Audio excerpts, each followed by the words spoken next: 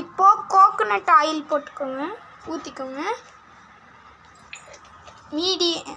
கம்மியாக வச்சு மீடியமில். இப்போ சின்ன வெங்காயம் போடுறாங்க. இப்போ ஸ்பீடாக வச்சுக்கோங்க. அப்புறம் கருவேப்பிலை.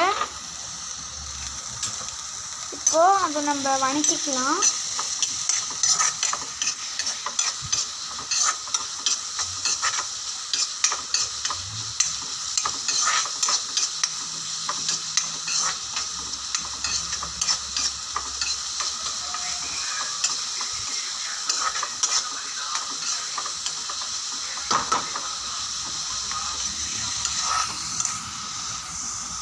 அதுக்கடுத்து இஞ்சி பூண்டு பேஸ்ட் போட்டுக்கிறாங்க. அதுக்கடுத்து பச்சை மிளகா. இப்போ நல்லா வணக்கிக்கோங்க.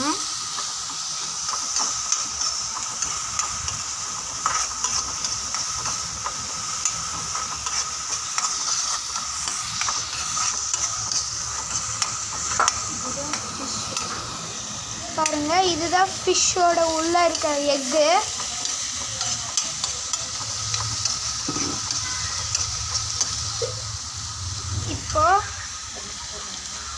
இதெல்லாம் இன்க்ரீடியன்ஸ், தேவையான மசாலா இன்க்ரீடியன்ஸ்லாம் ஆட் பண்ணிக்கிறாங்க.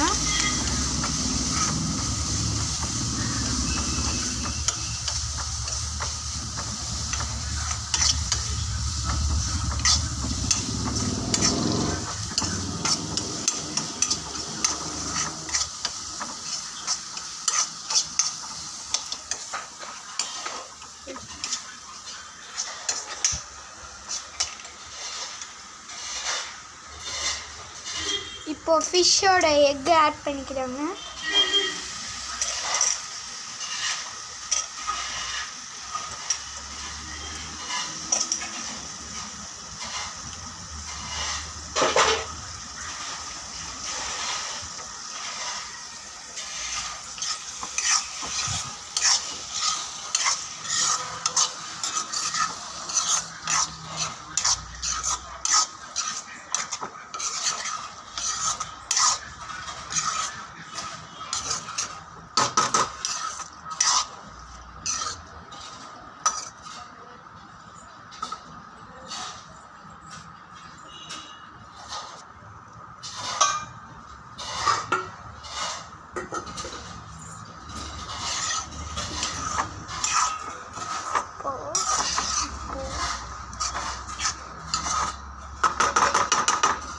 இப்போது இதை மூடி வச்சுடுங்க.